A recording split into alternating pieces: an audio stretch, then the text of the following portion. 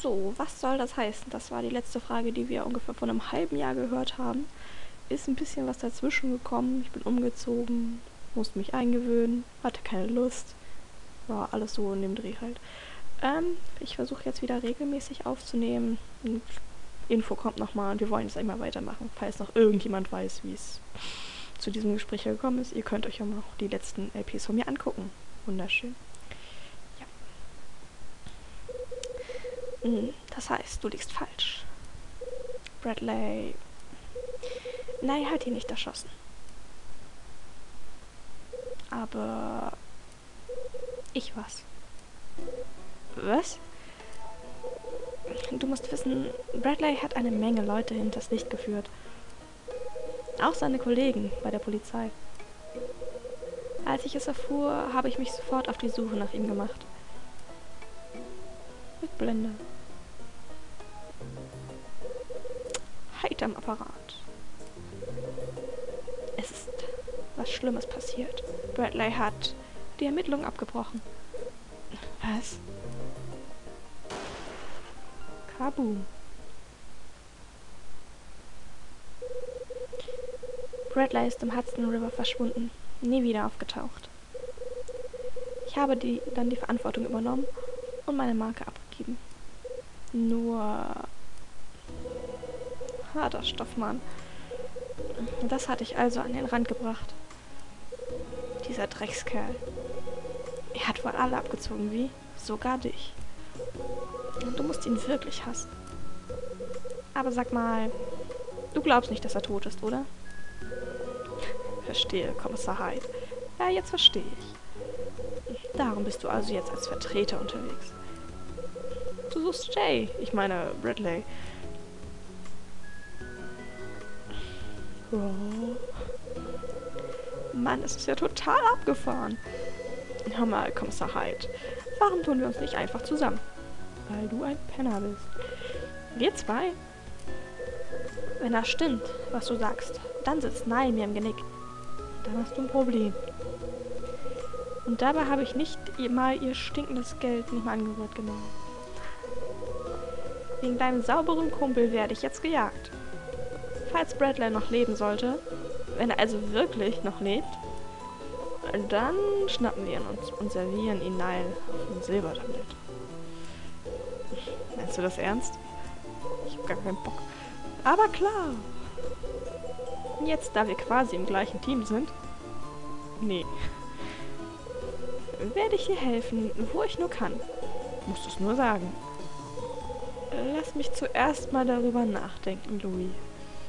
Ich habe noch meine Zweifel, ob ich das annehme. Wir reden später weiter. Oh, das Gespräch ist endlich zu Ende. Hat ja auch lang genug gedauert. Bradley hat seinen Kontakt bei Nile ermordet und das Geld gestohlen.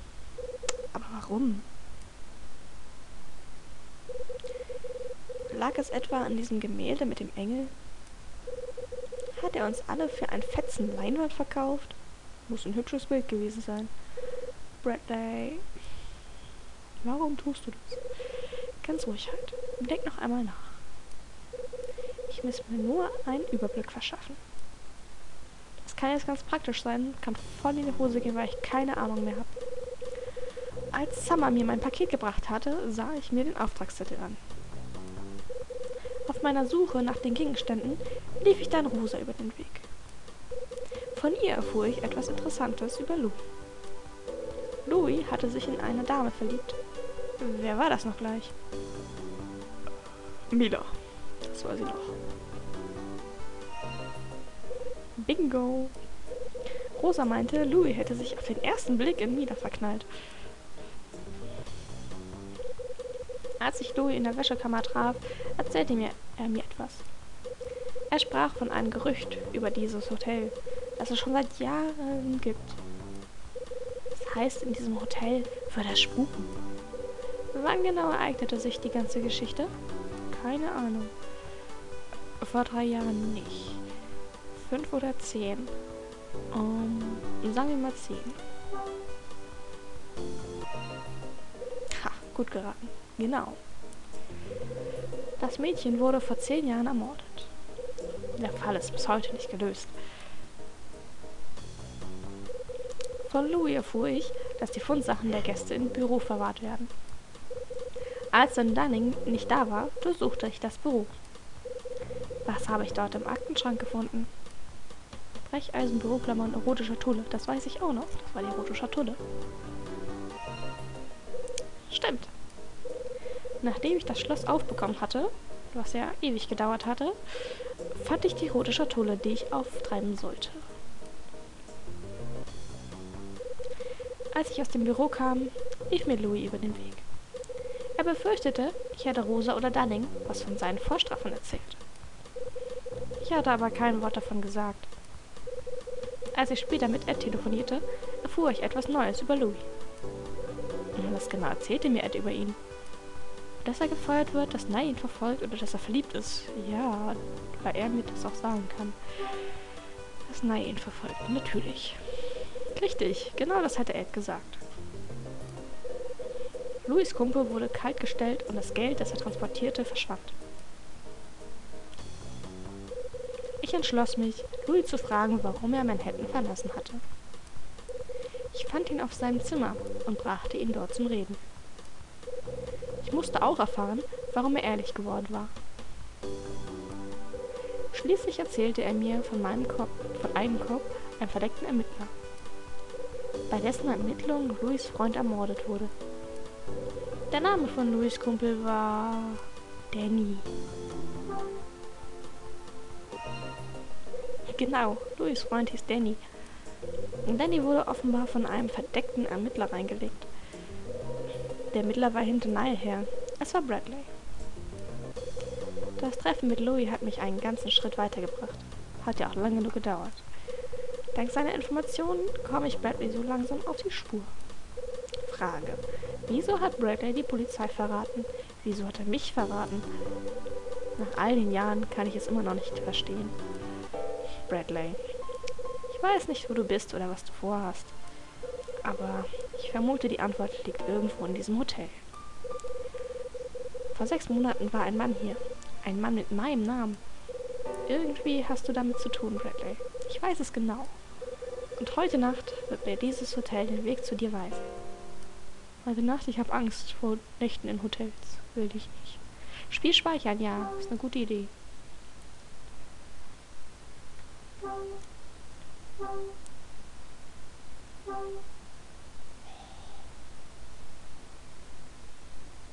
Spiel gespeichert. Yay. Wir sind schon in Kapitel 3. 28. Dezember 1979, 18 bis 19 Uhr. Ich glaube, langsam gibt's Essen, kann das sein? Oh, wo muss man denn hin vor lauter Schreck?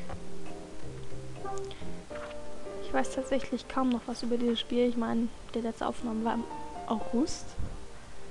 Was haben wir denn? Abgebrochenen Kofferschlüssel, Pieper, Schlüssel für unser Zimmer, eine Broschüre, dünner Draht, Auftragszettel, Magazin, Zange, Schraubenzieher, Brecheisen, dicker Draht, Dollarscheine, Notiz und rote Schatulle. Die Notiz, die ich nicht lesen kann, die unter dem Aktenschrank war, es sind seltsame Punkte darauf. Ach so, das war der Code. Gut, Dollarschein. Ich habe noch etwa 13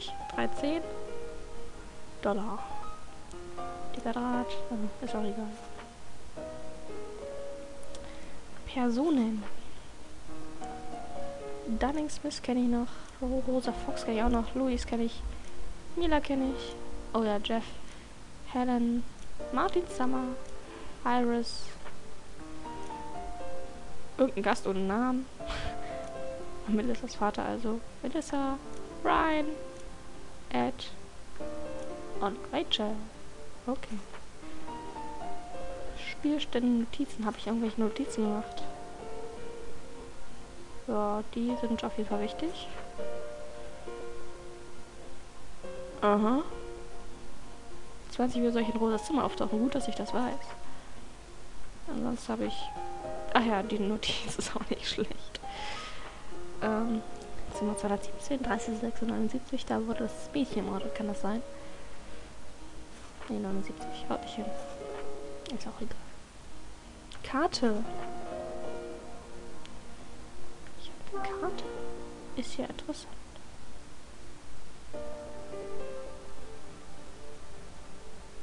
Die haben wir bisher nicht angeguckt, glaube ich. Oder? Nee, kann man mal nicht. Handlung ist immer gut. Kapitel 2. Ich kann es nicht lesen. Ich höre ein Pfeifen aus der Wäschekammer, uninteressant. Wir gehen jetzt einfach runter und gucken, was passiert. Und dann ist auch gut. Oder das Telefon klingelt, das sagt uns auch eine Menge aus. Was? Ah, das Telefon. Ja, kann bei klingelndem Telefon mal so sein, dass man ran sollte.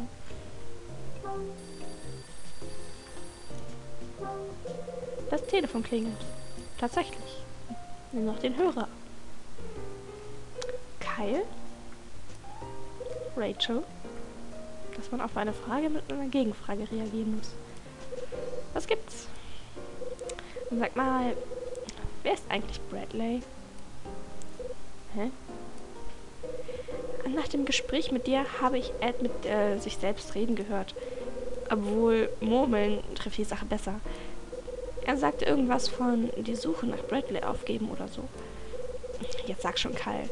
Wer ist dieser Bradley? Ein Satz vergessen, er kann es nicht sagen. Ich sag mal, vergiss es. Bradley. Vergiss es, Rachel. Hat nichts mit dir zu tun. Na, sind wir heute nicht wieder charmant? Komm schon, Kyle. Sag's mir. Bitte? Hör mal, das ist eine lange Geschichte. Und ich mag nun mal keine langen Geschichten. Na gut, schon verstanden.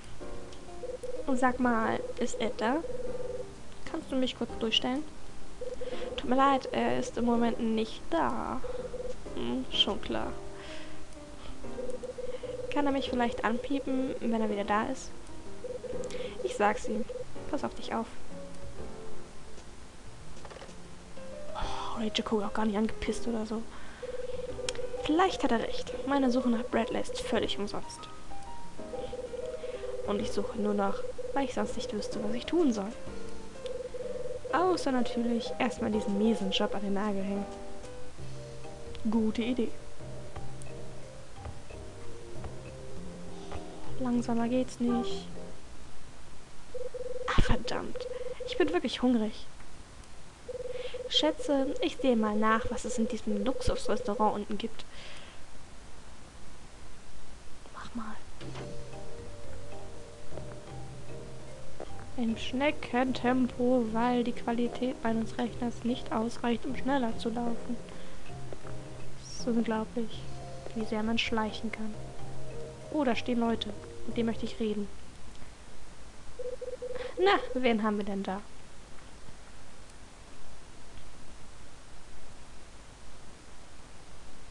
Melissa und ihr Dad, die auch schon auf Essen warten. Frage mich, worüber die wohl reden. Melissa. Puh. Sieh mich gefälligst an, wenn ich mit dir rede, Fräulein.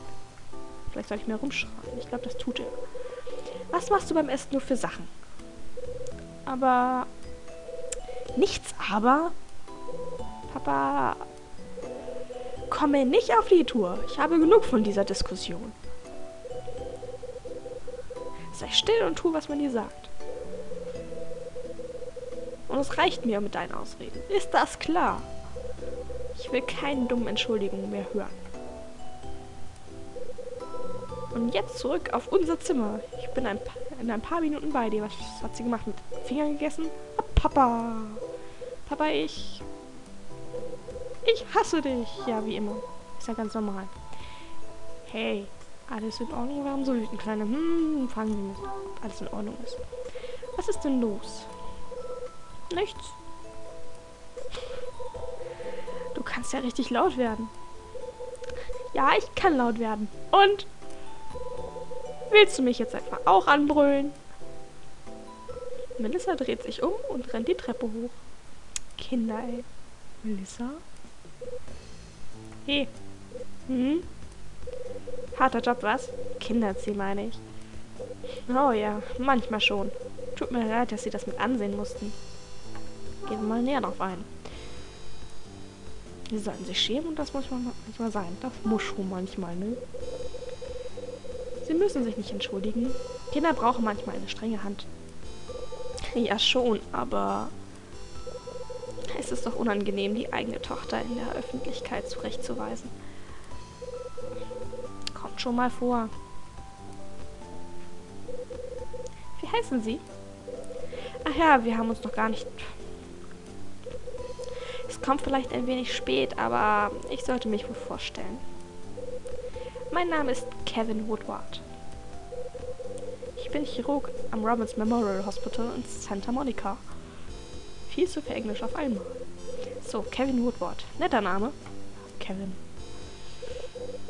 Kyle Hyde. Ich bin Vertreter für Red Crown. Kyle Hyde? Yep. Kyle Hyde. Interessant. Wieso? Was haben Sie denn? Haben Sie ein Problem? Nein, überhaupt nicht. Ich dachte nur, ich habe diesen Namen schon einmal gehört. Haben wir uns vielleicht schon einmal getroffen? Ich denke nicht. Das ist unsere erste Begegnung. Aber natürlich. Wahrscheinlich drückt mich meine Erinnerung. Verzeihen Sie bitte. Nebenbei erwähnt, Mr. Hyde. Ich glaube, Sie hatten schon das Vergnügen mit meiner Tochter, Melissa. Würden Sie mir verraten, worüber Sie mit ihr gesprochen haben? Also, nichts Besonderes. Wir haben nur ein wenig geredet. Nichts Wichtiges. Verstehe. Jemand mit meinem Namen, da wollen wir doch noch mal näher drauf eingehen. Sie kennen jemanden mit meinem Namen? Nein. Ich glaube, einer meiner Patienten hieß wohl so ähnlich wie Sie, aber wahrscheinlich spielt mir nur mein Gedächtnis einen Streich. Ja, das muss es sein. Schließlich treffen wir uns hier zum ersten Mal, nicht wahr? Es tut mir leid, wenn ich Sie aufgehalten habe. Schon der Zweite, der meinen Namen kennt. Blöd. Sie werden mich jetzt entschuldigen? Nein. Kevin verlässt den Raum. Gut, dann gehe ich halt essen. Pech. Was denn nun? Einen Moment. Was hat Kevin gesagt? Ich glaube, Sie hatten schon das Vergnügen mit meiner Tochter Melissa. Würden Sie mir verraten, worüber Sie mit ihr gesprochen haben? Ich frage mich, worüber Kevin sich solche Gedanken macht. Ist doch jetzt auch egal, ich möchte essen.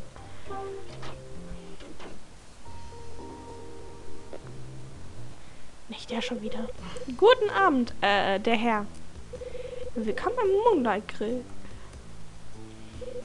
Mir gefällt der Herr. Gibt dem Ganzen so einen angenehmen Klang. Komm schon, das ist nicht witzig. Und ich mache hier nur meinen Job. Du machst also den Empfang in diesem Restaurant? Hab's dir doch gesagt, Darling ist ein totaler Sklaventreiber. Und zu einem Überfluss muss ich mich auch noch um die Bar kümmern. Ist dir auch egal. Jedenfalls ist der Tisch gedeckt. Die Tagesspezialität heute ist fettes Steak mit irgendeiner Knoblauchpampe. Klingt schmackhaft. Ein Steak könnte ich jetzt gut vertragen. Wie ist denn das Essen hier überhaupt? Besser als du denkst. Knoblauchpampe schmeckt super. Rosa schwafelt unglaublich viel, aber kochen kann sie auf jeden Fall. Also gut, ich nehme das Steak. Dazu Kartoffeln und ein Ei, okay? Bratkartoffeln und das Ei gebraten. Gut, dass er das sagt. Verdammt, das klingt gut. Ich bin eben hungrig. Moment, ich muss dich was fragen, bevor ich es vergesse. Alles in Ordnung mit deinem Zimmer? Keine Klagen? Klagen? Ja, Lampe brennt nicht, Wasserhahn tropft, Ratten oder irgendwas? Es gibt in dem Hotel Ratten, das ist jetzt nicht sonderlich beruhigend. Keine Klagen. Alles erste Klasse. Naja, erste nicht unbedingt. Wunderbar, freut mich zu hören. Einige der Zimmer im 2. Stock sind ziemlich heruntergekommen. Echt, hätte ich jetzt nicht gedacht. Darling lässt schon seit 6 Monaten niemanden dort übernachten. Da wollen wir doch auch nochmal näher drauf eingehen. Sag mal, ist hier 13 und 6 Monate. Ihr habt Zimmer, die schon seit 6 Monaten nicht vermietet werden? Ja, total heruntergekommene Zimmer. Aber Dunning lässt sie nicht reparieren. Sagt, das wäre nur Geldverschwendung. Der Typ ist ein echter Geizkragen. Welche Zimmer waren das eigentlich? Lass mich nachdenken. 217, 220 und 218. Und 217 war, glaube ich, das Zimmer, wo das Mädel ermordet wurde. 3 Zimmer werden also nicht verwendet. Das sollte ich mir besser aufschreiben. Sonst vergesse ich es noch. 217, 220 und 218. Wo ist die Bar? Ja, ich brauche jetzt unbedingt einen Drink. Also gut, wo ist die Bar? Geh einfach geradeaus, den Korridor runter. Kannst du nicht verfehlen. Heißt 7 Stars. Das Schild kannst du nicht übersehen. Wahrscheinlich so Neon Bling Bling. Die Bar öffnet um 9. Schade, wir haben es ja erst 6. Dann sollen wir nachher zusammen einen trinken? Mal sehen. Gern ordentlichen Bourbon? Säufer. Klar, vom Trinken versteht Dunning etwas. Ich kann dir versichern, dass die Bar bestens ausgestattet ist. Wir haben da ein paar nette Sachen aus Kentucky, die nur auf dich warten. Klingt gut. Männer. Das kann man wohl sagen. Würde mich echt freuen, wenn du kommst. Dann fragen wir mal nach 217 und dann machen wir auch Schluss erstmal. Also, Zimmer 217 wird im Moment nicht verwendet. Korrekt. Ist schon seit 6 Monaten nicht mehr vermietet worden. Im Ernst? Nee, aus Spaß. So, seit 6 Monaten? Wieso lässt jemand ein Hotelzimmer so lange leer stehen? Was ist denn? Ich kenne das Zimmer. Da hat der Typ mit meinem Namen übernachtet. Achso, so war das. Was? Echt? Woher weißt du das dann schon wieder? Das war das, was ich mir im Kalender aufgeschrieben habe. Gut zu wissen. Habe mir das Gästeregister angesehen. Und? Wie hast du das wieder angestellt? Und bin in Dunnings Büro eingebrochen. Ist doch ganz normal. Das meinst du nicht im Ernst? Du bist ins Büro vom Alten eingestiegen? Was hat dich denn auf die Idee gebracht? Ich schätze, der Typ mit meinem Namen war Bradley. Komm, hör auf. Das kann doch nicht dein Ernst sein. Ist nur so ein Gefühl. Aber mein Gefühl trügt mich selten. Kann schon sein. Aber selbst wenn du recht hast, was bringt das? Du kannst ja im Hotel nicht einfach machen, was du willst. Wohl? Spurensuche ist ja ganz schön und gut. Aber das ist totaler Wahnsinn. Du bist kein Bulle mehr. Du kannst nicht mehr nach Belieben Türen eintreten. Wenn Dunning das rausfindet, wird er ganz schön ausflippen. Ja, wir waren nicht umsonst 3-mal Game Over, weil er es rausgefunden hat. Wenn du irgendwas über den Laden hier wissen musst, dann frag besser mich. Hast du das verstanden? Schon klar. Ist okay, Papa. Ich habe auch gleich einen Auftrag für dich. Verschaff mir Zugang zu Zimmer 217. Ich will mich da eben mal umsehen. Umsehen? Ist das euer Bullenjargon? Na gut, Mann. Ich sehe mal, was sich machen lässt. Und Dunning sperrt die Schlüssel immer weg. Es könnte also eine Weile dauern. Aber keine Sorge. Ich weiß, wie man an die Sachen von anderen Leuten rankommt. Ja, ist halt Beruf und so, ne? Also gut, ich zähle auf dich. Das Restaurant ist weiter unten. Hinten. Gleich um die Ecke. In der Mitte ist ein Tisch frei. Setz dich ganz einfach dahin. Jupp. Machen wir das doch. Ja, aber jetzt mache ich erstmal Schluss für heute. Ich habe sowieso schon überzogen, muss 2 Teile daraus machen. Wir sehen uns dann im nächsten Teil. Bis dann.